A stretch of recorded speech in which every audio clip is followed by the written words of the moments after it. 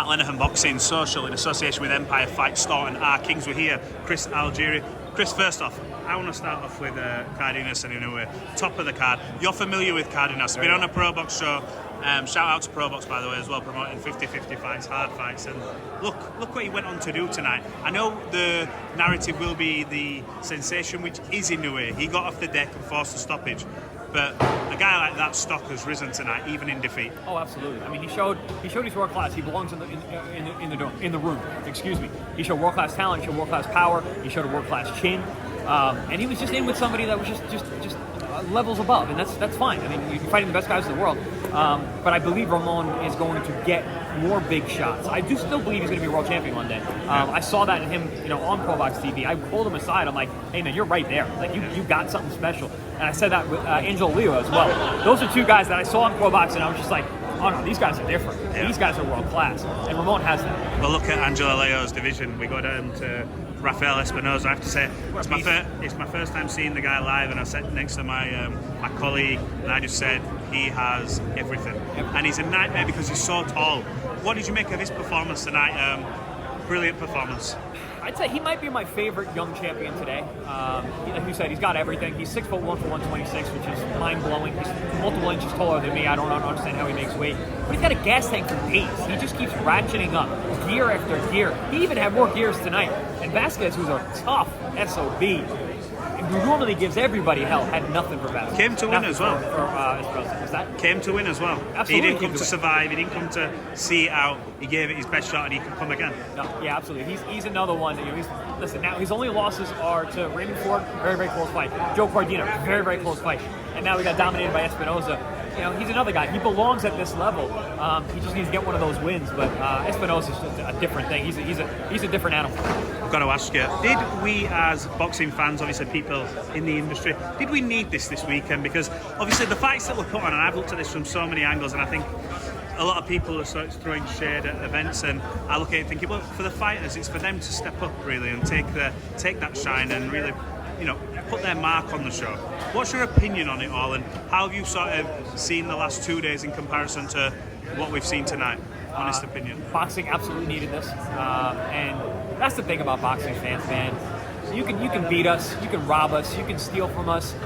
We just love boxing so much. We just need one good night, and it turns it all around. I was so dejected after yesterday's fight, last night's fight. I was like, what is this? What are we watching? And now tonight, completely 180-degree turn. I am happy about boxing. Once again, I'm excited for the sport because we had a great card top to bottom here, and the main event showed out. I've got to ask you, Roelly came into the fight against Ryan Garcia. Everyone was telling me all week, I won't say who, but 4 or 5 rounds, Ryan Garcia stops Roelly. Yeah. And I wasn't necessarily disagreeing, but I thought he was a live dog just from experience. He's had the title wins no matter who the wins were against, and he can crack. And Ryan Garcia, with that layoff, with questions over everything surrounding what happened, maybe there's something there, but look, he boxed very well. What happened in that fight from the outside looking in? Was it a tentative Garcia? Was it someone who wasn't, maybe there's, I'm not making excuses, by the way, because it's the same for every fighter, but it wasn't a usual environment for a fight. Yeah, well, but listen, Roelly's had to deal with that as well. And he was also had to deal with what we were saying. Everyone calling him,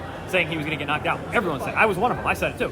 And, for him to go in there with the confidence that he had and fight such a disciplined fight, I've never seen Roelly do that. I didn't know he could do that. It was a very disciplined fight. He kept his hands up. He used his awkwardness perfectly.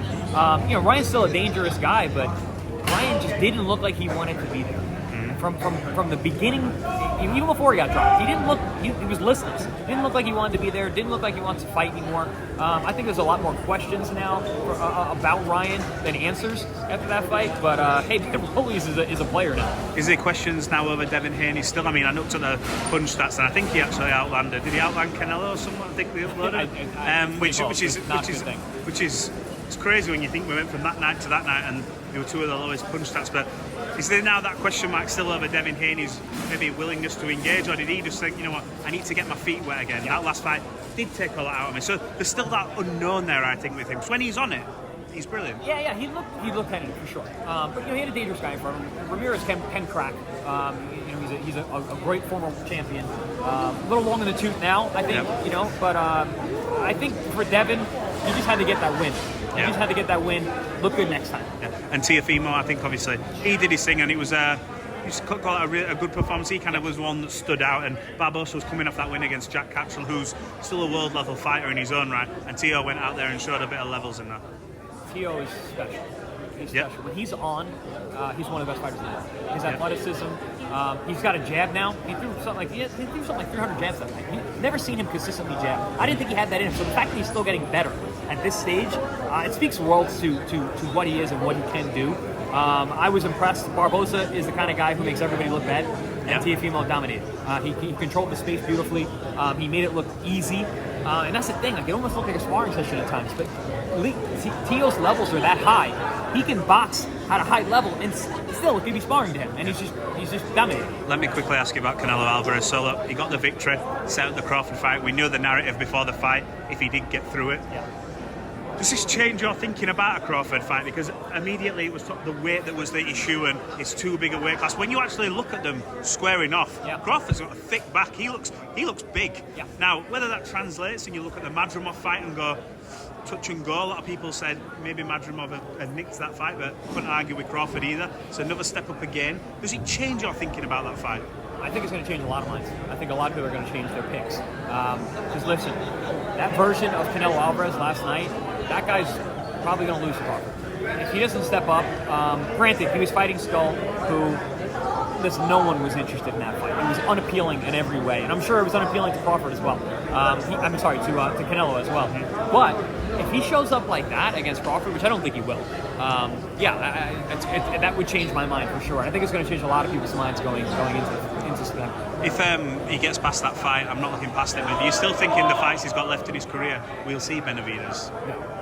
Not at all? No, I don't think so. At this stage, his window to fight Benavidez is long gone. I don't see that happening. I love what Benavidez is doing. He's not hung up. He doesn't have a Canelo hangover. He's going right back to work. He's looking for the best fights possible. I really respect him. I rate him very highly. Canelo, I don't know. I don't know how much we really see of him after the Crawford fight. Kind of hard to say. Got to ask you, last one. Usyk Dubois has been made. We saw what happened in the first one. Dubois had, I want to say, some success, because there's still people saying they don't believe it was low, or they think it was low. He has the rematch coming off the back of, I think, 3 very good victories. Andy Joshua KO, Philip Hergovich, Jarrell Miller, where he was questioned. This was questioned. Now, Usyk's a different animal, and everyone says every time we bet against him, he gets the victory. Yeah. What do you see in this fight? Do you give him more of a chance in this fight than you did in the first? Absolutely, and I've watched the transformation of Daniel Dubois, being kind of like a meat guy who was bullied to beating up the bullies, and he's overcome a lot, and I think he is a different fighter. But it doesn't matter. It's Usyk. I don't see that guy losing. I don't see it. He doesn't know how to lose. Talk about having extra gear. He always finds a way, and I think he'll find a way again. Do you have any fight in boxing that's on your radar? You say, we have to see this fight. What's the one fight you want to see made? We're getting a lot of the ones that we want to see get made, but is the one you look at and go, I have to see that. We have to see that in the next 12 months. I want to see Benavidez and Devin. I like that fight a lot. Yeah. I like that fight. I like Benavidez. I like both guys a lot. Yeah. I would love to see them fight each other. Let's leave that there. Chris Algieri, always a pleasure. We'll catch up soon. Shout out to ProBox TV as well, where all the 50-50 fights get made, and we'll catch up soon. Sounds good.